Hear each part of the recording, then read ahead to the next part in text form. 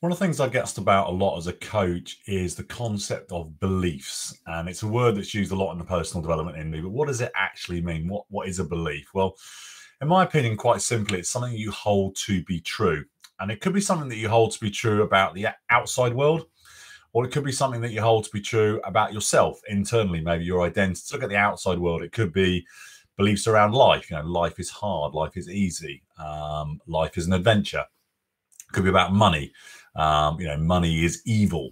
Money is a tool. Money creates choice.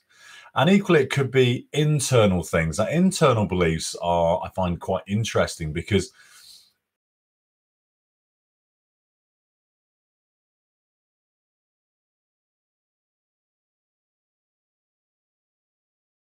beliefs can serve us and sometimes they can't. So here, expressions like empowering belief. So empowering belief is something that enables you to be the bit, whereas a negative or limiting belief potentially could hold you back from being the best of what you can be.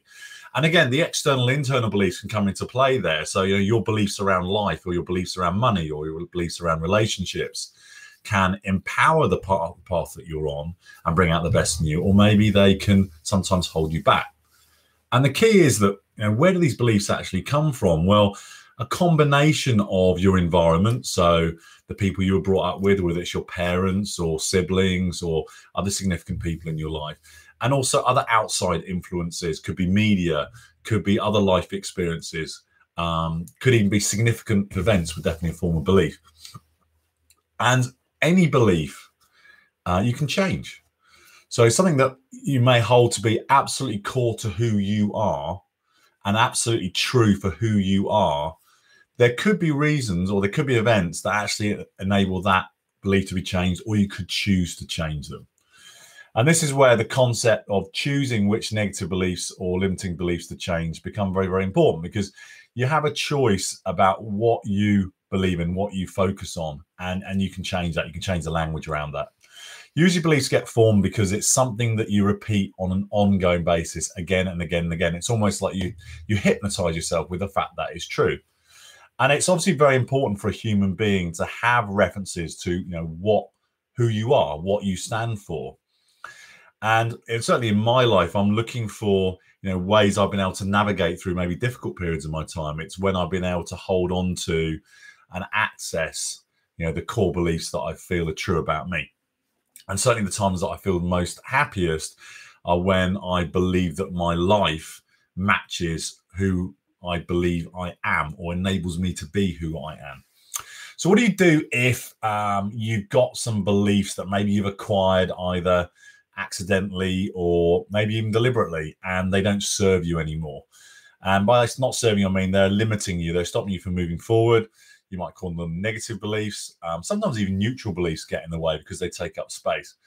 There's a few things, because it's all around language. And a belief comes from you repeating something over and over again. Now, I'm an NLP trainer. I've done that for many years. There are many NLP techniques that you can use to work on beliefs. And one of them would be what's called a scramble. So a scramble is where you take something that you say about yourself, and it could be one of my old beliefs before I did a lot of public speaking was that I'm not a great storyteller. And I had evidence as to why that was to be true. I felt awkward around telling stories. I didn't feel that my stories were particularly interested. And so therefore I made it true. And equally, someone, even with the same life experiences of me, may define themselves as a great storyteller. So it's really the filter of focus you put on the world. So one of an NLP technique you can use is scrambling. So what you could do with that is you can first of all locate where are you saying that belief in your head. Is it often it's in the front of your head, or it could be in the top or the side? And if it's a belief that doesn't really serve you, so in my case, I say a lot of my beliefs in the front of my head. What I'll do is I'll take that belief, so I'm not a great storyteller, and then I'll start to scramble it. And one of the ways I can do that is to give it a silly voice. So I go, I'm not a great storyteller, or I'm not a great storyteller. And then I can also move that statement and move it to another part of my head where it has less power. And again, repeat it again with that silly voice. So I'll move it to the back of my head and say, I'm not a great storyteller. And if I consistently do that over time, it's going to break up that statement that, I'm not a great storyteller. Maybe I start to shrink that, diminish that belief. And then the most important thing then is what I want to put in its place. Now, leaping straight from I'm not a great storyteller to I'm a great storyteller, your brain might it might fail the BS test. So you might want to evolve it to, I'm developing my skill as a storyteller, or I'm becoming a great storyteller. And you start to say that over and over again. And obviously you're building evidence of that. And one of the great ways to build evidence around a belief is actually to practice and do something. Because the reason that we form beliefs is it's something that we've said a lot of times. So often it's something we've done a lot of times. So actually, do you know what? Go away and practice the skill of storytelling, develop it. And then you're more likely to have that language in your head around storytelling. I think there's another thing that's very, very important in beliefs, and that is that we have this sort of little voice in our head that talks to us a lot. And sometimes that voice is negative, and sometimes it's neutral, and sometimes it's positive. And that voice can often form a part of our beliefs. And I used to make that voice wrong, because often that voice in my head was very, very critical, and I didn't want to believe what it was saying. I didn't want that to be part of my identity. And then I realized something very, very fundamental, and that was this. The beliefs that are forming around this little voice were really me listening to that little voice, which is my limbic brain. Now, my limbic brain is an ancient part of our brain that is designed to keep us safe. So that's fight, flight, or freeze.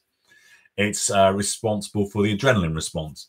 It was very, very useful for us many, many thousands of years ago, because it actually protected us in the environment, enabled to stay safe, and then ultimately to breed.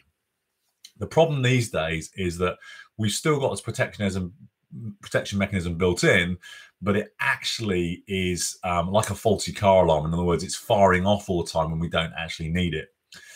And what I found is that a lot of people have to some extent a negative or critical inner voice. And what I used to do is exactly what I described with the scrambling technique. And I found sometimes it worked and sometimes it didn't. The reality is that part of your brain is actually a very, very powerful part of your brain. If you look at a guy called Steve Peters, wrote a book called The Chimp Paradox, he reckons that part of the brain is 5 to 6 more times more powerful and quick than your conscious brain. So actually trying to constantly scramble or interrupt that part of the brain is not a very smart move. So if you're trying to fight against this inner voice to try and control this dialogue, which you're then using to form beliefs, that's probably not a winning game to play. So one of the things I did pick up from Steve Peters' book, The Chimp Paradox, was this concept of negotiation. And that's actually when you are having internal dialogue, don't make it wrong, and equally don't make it right, because whatever that inner voice says may or may not be true. But what I want to do is I want to negotiate with it and find out what its true intent. That limbic part of the brain, that inner voice, has a positive intent, which is to keep you safe. It's just it's not very good at expressing it. So if you can have this dialogue with that inner part of your brain, then you're greatly enhancing your prospects of actually understanding what that part of your brain is trying to say. It's just very, very crude at communicating. So if I hear sort of negative thoughts and negative voices in my head, rather than trying to make it wrong, rather than pushing it away, rather than thinking, oh, maybe that's true, and that is who I really am, so I'm forming my beliefs around making something right or wrong. What I'd rather do is to say, right, I hear that you're making me feel frustrated, or that you're saying, I wouldn't do that if I were you, or you might fail. What do you really mean behind that? What is your true intent? And then what I can do is I can have a dialogue with that part of my brain, find out what its true intent is, thank it for that intent, and then next time ask it to communicate with me in a better way. Because that way, I'm kind of accessing my truth. It's a kind of a calmer space. It's a responsive space rather than reactive space. And one of the things that I'm very, very big on is I'm going to control what my beliefs are. I'm going to choose what information that I take in and what I hold to be true or not. Obviously, I'm going to look for feedback from people that I respect or that I care for, that I love. But equally, I hold the right to take any information in and to either accept it, reject it, or just hold it.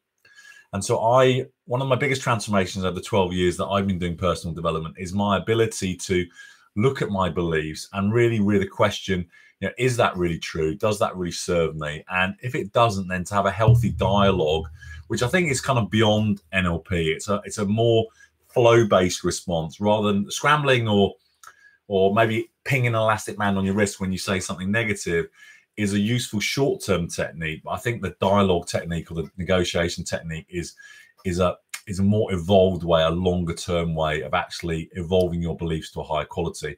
What you'll then find is that as your beliefs evolve and improve, you'll actually have a higher quality of dialogue within your mindset. And then actually you'll find that your life will just flow easier because the conversations you're having with yourself are of a higher quality.